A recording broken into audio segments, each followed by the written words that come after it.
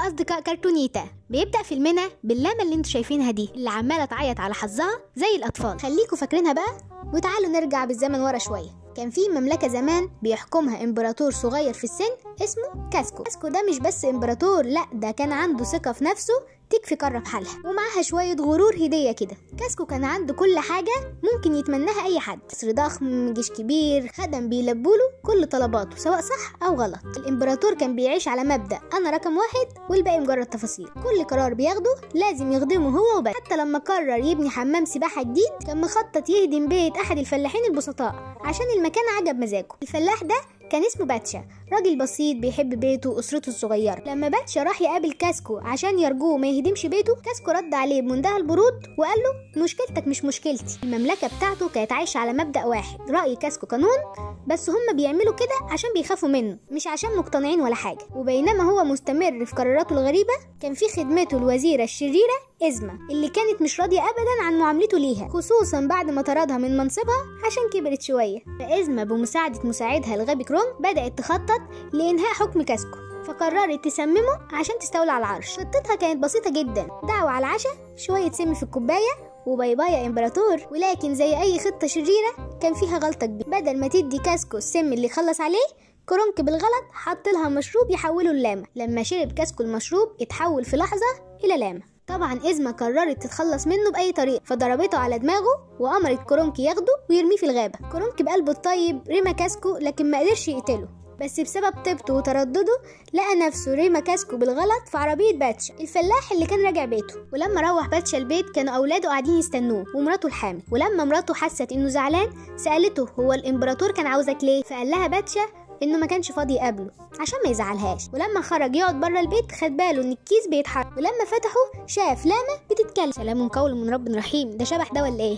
وبعدين اللاما اللي هو كاسكو ما كانش يعرف ان شكله اتغير، ولما بص لنفسه قعد يصرخ وحس وقتها ان في مؤامره حصلت ضده، وطلب من باتشا المساعده عشان يرجعه الاصل، ووافق بشرط انه ما يهدمش بيته. بس كاسكو المغرور مش بيوافق وبيقرر انه يرجع لوحده رغم التحذيرات اللي باتشا قالها له عن الغابه. وفضل كاسكو ماشي في الغابه لحد ما قابل مجموعه من النمور المفترسه، وفضلوا يطاردوه لحد ما جه باتشا وانقذوا منهم. بس كعاده الغرور اللي جوه كاسكو مرضاش يقول له حتى شكرا، وفضل متمسك برايه انه لما يرجع هيهد بيت باتشا، ومش عايز عقله يفهم انه مجرد لاما ملهاش لازمه. ومع ذلك باتشا الطيب بيفضل مهتم بيه. وقتها إزما بتعمل عزل كاسكو، وفي نفس الوقت بتعلن انها الحاكمه الجديده. تسأل كرونك هو كاسكو مات خلاص كده صح؟ بيتردد كرونج في الرد عليها، فبتحس انه عمل حاجه غبيه تاني، فعرفت منه انه لسه عايش، وبيكونوا خايفين يرجع في يوم ووقتها يقول لهم باي باي، فبيقرروا انهم لازم يلاقوه. تاني يوم بيروح كاسكو يتكلم مع باتشا وبيبين ليه انه اتغير، وانه لو رجع هيتنازل عن شويه النرجسيه ويشوف مكان تاني غير بيته. وبيصدقوا باتشا وبيمشوا سوا عشان يرجعوا. وهم بيعدوا من على الجسر الخشب بيقع باتشا وبيتعلق في حبل الجسر. وقتها كاسكو بيشوفه وبيسترد غروره تاني ومش بيرضى يساعده، وبيقول له انه كان بيجاريه في الكلام بس عشان يوصله الاصل، بعدين كان هيحبسه للابد.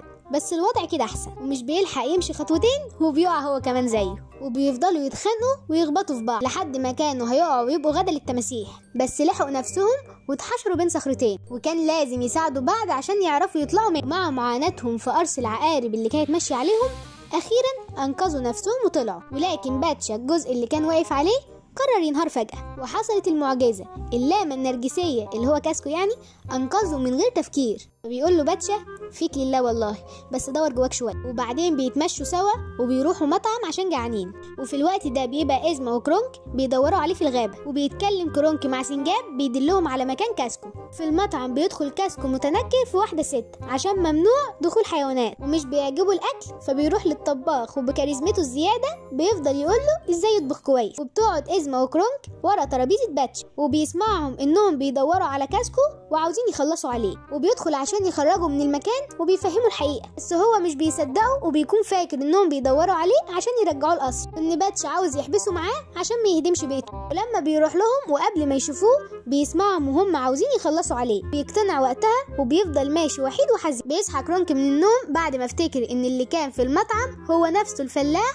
اللي أخد كاسكو معاه. صباح الفل. وبيدخل على طول يعرف إزما اللي بتبقى شبه اللي بيخوفوا بيها العيال. بيصحى كاسكو وبيلاقي قطيع من اللاما وباتشا قاعد وسطهم. وقتها بيعتذر منه كاسكو وبيقبل اعتذاره. بياخدوا بسرعة عشان يجيبوا حاجة من البيت ويرجعوا على القصر، بس بيعرفوا من الناس ان إزما وكرانك عند باتشا في البيت. تبقى مراته بتسألها انت تقربي ايه لجوزي؟ فبتقول لها إزما انا ابقى جدة نسيب جوز خالد بنت عمه. والله بتقول لها كده. بيحاول باتشا يتكلم مع مراته عشان يقول لها على الحقيقه. بتقول له امشي انت وانا هتصرف معاهم. باتشا وكاسكو القصر وبيدخلوا معمل إزما وبيدوروا على الجرعه اللي هتبطل السحر وترجعه انسان، بس بتكون إزما وصلت قبلهم. ازاي؟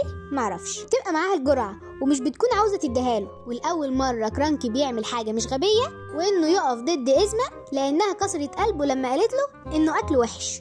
بتحصل مطاردة بين إزما وكاسكو وبتلخبط كل الجرعات مع بعض، وبيفضل باتشا يجرب عليه كل جرعة لحد ما بيوصل لآخر جرعتين، اللي وقتها بتشرب إزما جرعة منهم بالغلط وبتبقى قطة كيوت ولكن شريرة برضه.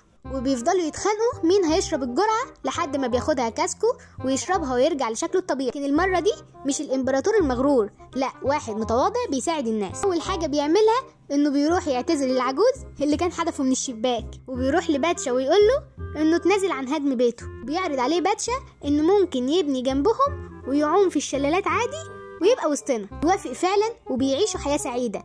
وكرونكي بيشتغل في الكشافة مع الأطفال وبيعلمهم يتكلموا مع السناجب، وإزما بتبقى وسطهم. وبنفهم هنا إن التواضع أهم من الغرور، ولو اتغريت في يوم الحياة ممكن تديك درس صعب جدا زي ما حصل مع كاسكو.